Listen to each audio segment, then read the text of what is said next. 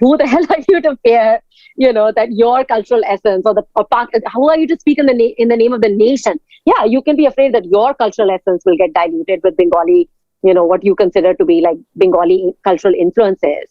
But if you're speaking in the name of a nation state, and that nation state includes, East Pakistan, how can you deny them a space, a cultural space? I don't like to blame anybody now. I hope they understood the reality. And I'm sure it will be very big public pressure. To the crack of a 1.5 gun salute, a rifle and what looked to be a Luger pistol, student groups hoisted the new Bangladesh flag before a crowd of some 10,000 people.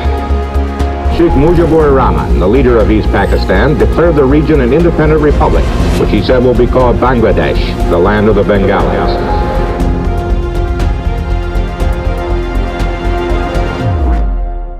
This is Dr. Saadia Toor, Associate Professor of Sociology and Anthropology at the College of Staten Island in the City University of New York.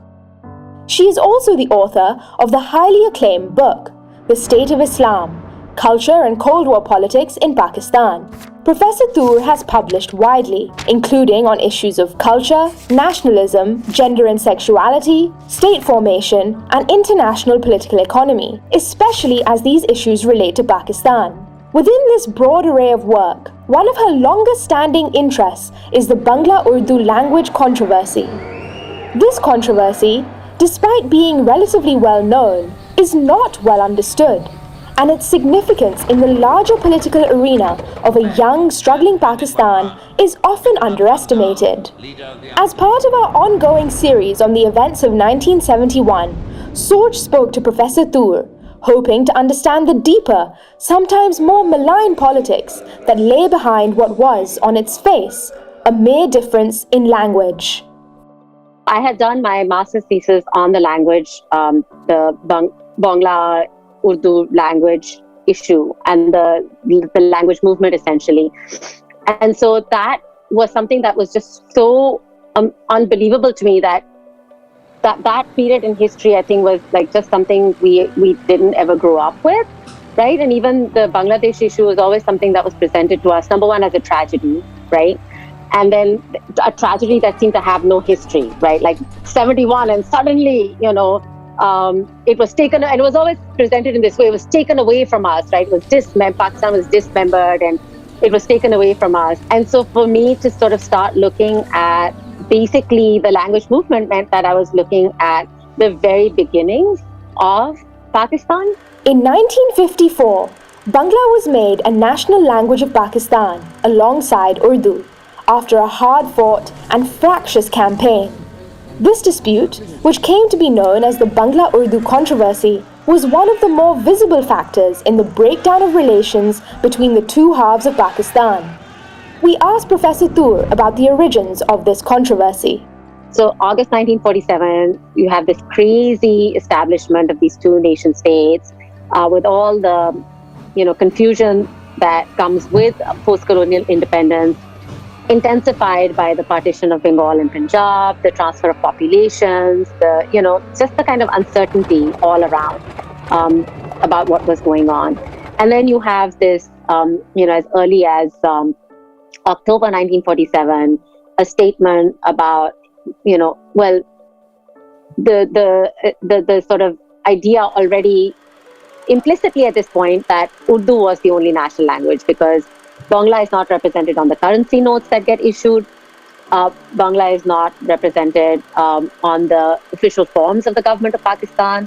It's no longer one of the subjects for the civil service exam. Basically, anything to do with some kind of symbolism around the nation state was in Urdu and reflected Urdu and had no mention and no use of the Bangla script at all. And that just seemed to make no sense, given the importance of Bengal in the struggle for, what eventually we call the struggle for Pakistan, even though initially it wasn't a struggle for Pakistan, it was just a struggle for Muslim rights within some understanding of what the subcontinent was going to be like once the British left. This idea that suddenly you have a state that supposedly is the, according to its own understanding and the understanding of all the political workers, right, that have been part of the Pakistan movement, is the culmination of that struggle, right, led by the Muslim League, right, formed in Dhaka, right, with many Bengali luminaries at its head.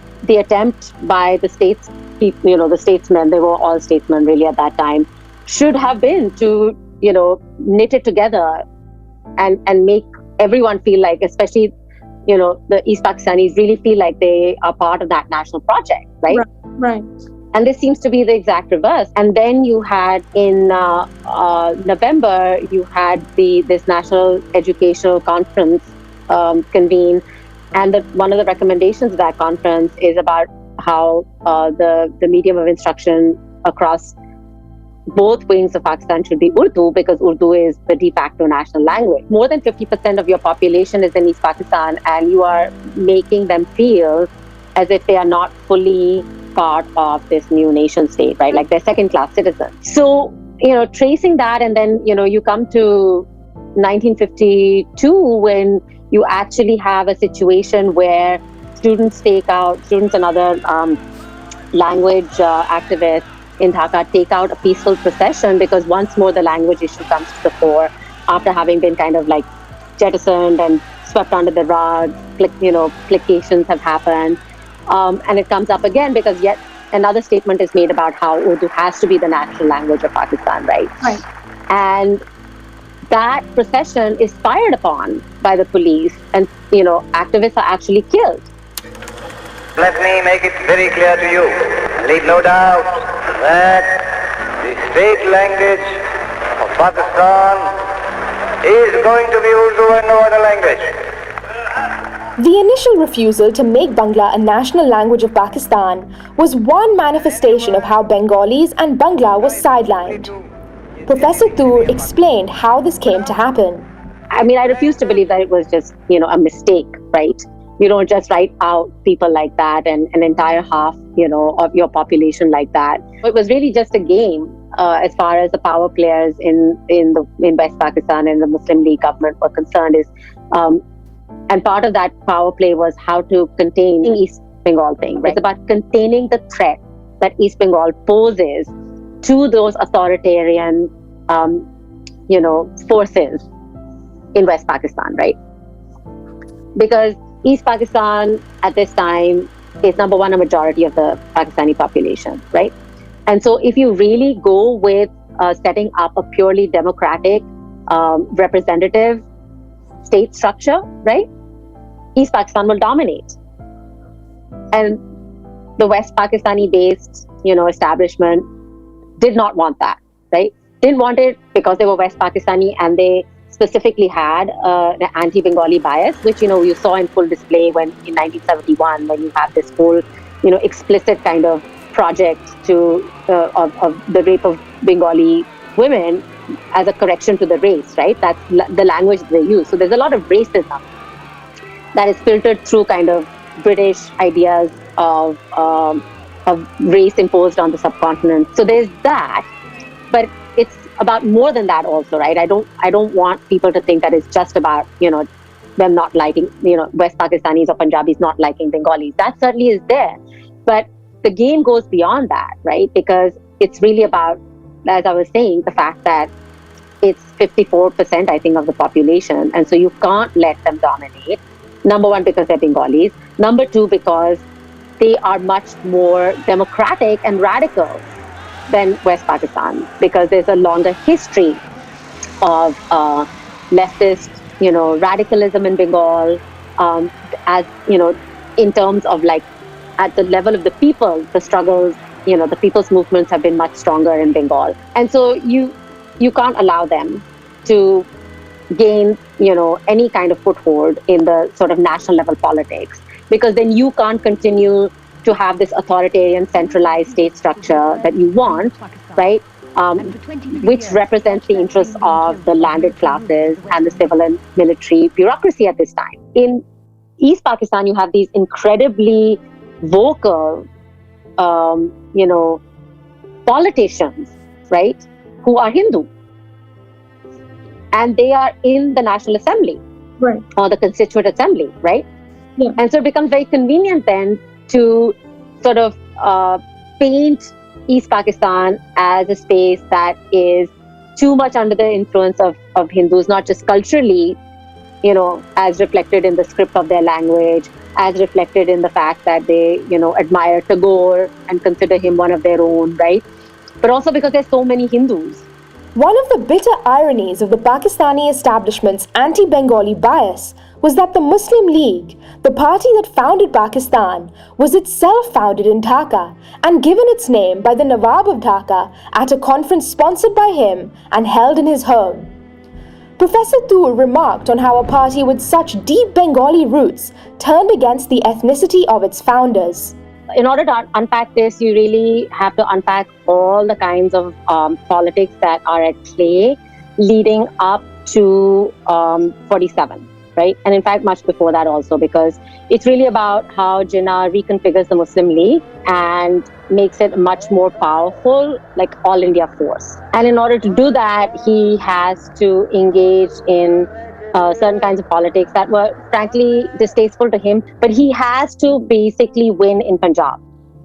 And Punjab is the stronghold of the Union Party, right? And the Union Party is a party of landlords. And so he has to win people away, like Muslim members of the Unionist Party, away from that party and to the Muslim League, right? And so you have the introduction into the Muslim League pretty late in the game of people who are power players, right? So basically you have the Bengali contingent, you have the the people from the United Provinces, and then you have all of these new players who are not ideologically invested at all. They just want power. Partition of Bengal resulted in Calcutta no longer being part of Pakistan, and Dhaka was not developed enough. You really only had Karachi, right? So basically you have the situation where the central government is physically located in West Pakistan, right? And therefore that already gives it, West Pakistan a whole lot more power. On top of that, you have all these people who are not even particularly ideologically interested in creating this Muslim state. They're just interested in power, right? Plus, you have all these people who are ideologically invested, but they're invested in this sort of what they understand to be this Indo-Persianate, Urdu focused culture, right? And so at this time, of course, because Muslim League is the ruling party, you still have Bengali senior Muslim League members, right?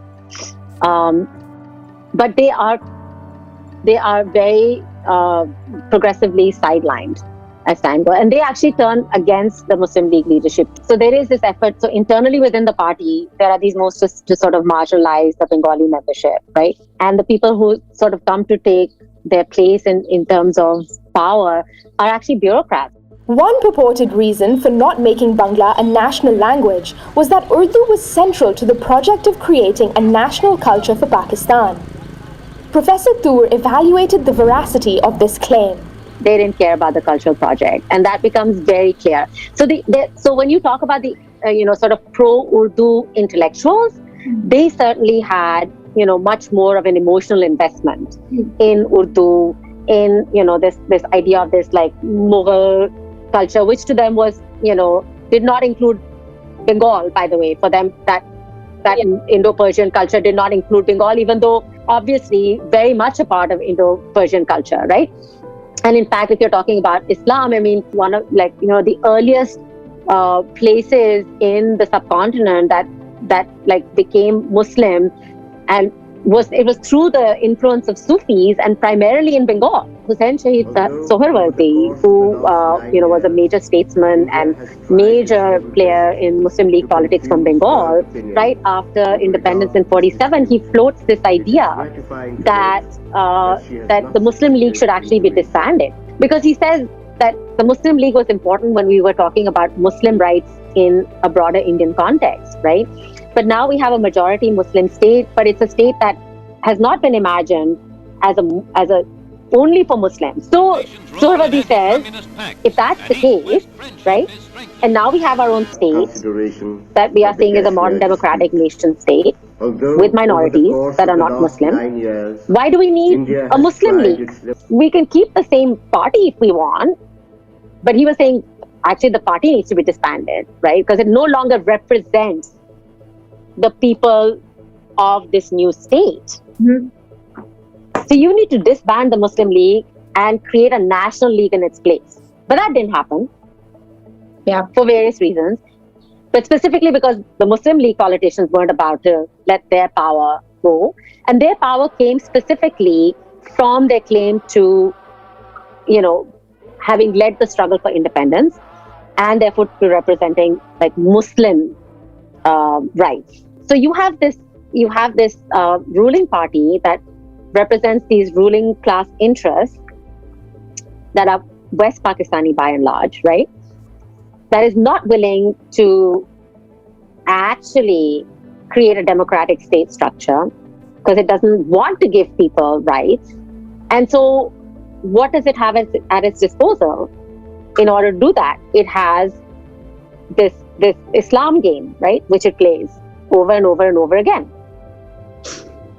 And it becomes a very convenient way of undermining these democratic demands that are coming from East Pakistan, right? It becomes a way of like pitting, doing this divide and rule, like pitting the people of West Pakistan against the people of East Pakistan, right? Distracting attention away from what's actually happening on the ground, right? And turning it into this thing of like, a cultural question. At the same time, that all these intellectuals, West Pakistani intellectuals, pro-Urdu intellectuals are writing about like how important Urdu is for our, selfhood and how important Urdu is because it represents everything. And if you take Urdu away or even, if Urdu even has to share its status with Bangla, that would be like such a travesty. At the same time, the organization that was established to protect Urdu, in the pre-1947, Maulvi Abdul Haq's organization, he was like one of the major figures of the independence and anti-colonial movement. And he was the person who because of his tireless work for Urdu, there was that connection to the Pakistan movement, right? And his organization, he dies a broken-hearted man. Right. Because his organization goes bankrupt. That's how much they cared about Urdu. Some attempt has already been made in the past few days to come to some form of agreement. No, well, when I heard that, I told them what I felt about them. Which was? Well, that's between him and us. We stay here dead or alive. We fight it out to the last. But a lot of men might die. This is the price of the freedom. But what freedom? Not yours? It's mine, yes, my country, Pakistan's. You still consider that you stand a fighting chance of... Pakistan will stay, yes, inshallah will stay. The language controversy was one of a number of grievances that East Pakistanis had with West Pakistanis. Professor Toor explained how these grievances contributed to the 1971 war. What's amazing and I think like really embarrassing and shameful for us to recognize is how, despite the constant insults, the constant undermining, the constant power plays, telling people that they're not Muslim enough to be Pakistani. Like they're Muslims, they consider themselves Muslim. We're not even talking about the Hindu Bengalis, right? We're talking about Bengali Muslims, the gall to tell them that they're not Muslim enough to be considered Pakistani, right? Despite all of this, despite the fact that you fire on their peaceful movements that is simply asking for recognition, equal recognition as citizens of the state. And despite what happens under Ayub Khan, which is when the actual sort of expropriation, of natural resources happens, right? To the point where like everybody is talking about this in terms of this being a colonial, like a form of internal colonialism, right? Despite all of that, East Pakistanis constantly gave us not the benefit of the doubt because they sort of knew what the politicians were about, but they still remained invested in the idea of a nation state that, included them and could be pushed to be better, right? Pushed to be more inclusive, pushed to be, representative, pushed to be like democratic, right? Until obviously the establishment pushed them into a corner, right? And I think at any one of these points, things could have gone differently, right? Like even after the Ayub Khan sort of regime and the 22 families and the expropriation, things could have gone differently. The other major turning point, of course, was the 65 war, where East Pakistan rightly felt that they had just been left completely undefended. And that's where Mujib's 6 points come from, where he's like, we need our own military, or at the very least, we need our own navy. Because you've made it clear that you are not coming to our defense. And yet, when push comes to shove, you leave us to the wolves. And then, obviously, then what happens with the election makes it really clear to them, if it wasn't already clear, that the West Pakistani establishment and that's what mattered. Even if all of the West Pakistani population had been with East Pakistan, the fact that you had the martial law after martial law after martial law, and so I think it was pretty clear that there was just no future for them as equal citizens, and so secession was the only option. As central administration in the hands of West Pakistani, as the military installations and the military personnel are come from West Pakistan, only 10% from Bengal in the armed forces, and the 15% in the central administration. Naturally, these 23 years you have seen that East Pakistan, particularly the Bengal, is nothing but a colonial market. Professor Toor was slated to speak about some of the things she's discussed with us at a conference at LUMS earlier this year. The conference was cancelled unceremoniously and without explanation.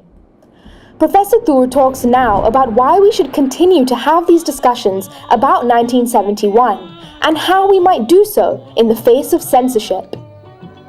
I think what we don't also think about enough, because we don't think about that history in the way that we should, we don't think about how the fact that East Pakistan was now no longer part of what was Pakistan changed Pakistani politics, right? Certainly we know how it changed Pakistani culture, but even that we don't think that much about. Like our entire film industry really, was made up of like Bengali artists and, directors and actors and technicians and all of that. Culturally, it was a big loss for us, which we don't think about either. But politically, it was such a big loss because after the secession, we no longer have, a vocal Hindu minority, right? Again, the Hindus that we have are the poor, landless, indentured laborers of sin, right? Not that many Hindus that are of a different class and who can sort of push in the way that the East Bengali Hindu politicians and activists could push. It's that, I think, enabled a certain kind of Islamization to happen in a way that wasn't really possible, So the establishment did get its way. It just got its way by cutting out East Pakistan completely, right? And I always like to make that clear when we talk about Pakistan, that when we talk about the right wing in Pakistan, we have now started to think about that as just being the religious mullahs and the military that supports them. But there's always been both a secular right wing in Pakistan and a religious right wing in Pakistan. And ultimately, they are both invested in not letting the people have any rights, because their power, that's how they get their power.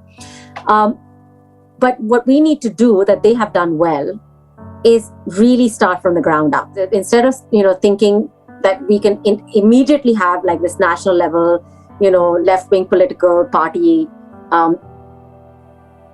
We need to play the long game as well. Like you can continue to do that, but really we need to be investing a lot more in shifting things and building community at the grassroots level. So we need to just use whatever spaces are available, whether those are physical spaces, virtual spaces, or whatever connections. And some of this is really just going to also have to be done on the ground in Pakistan. Maybe the time will come when it'll have to be underground workshops, because you can't have You can't have conversations in LUMS, right? Like stepping outside of that is important.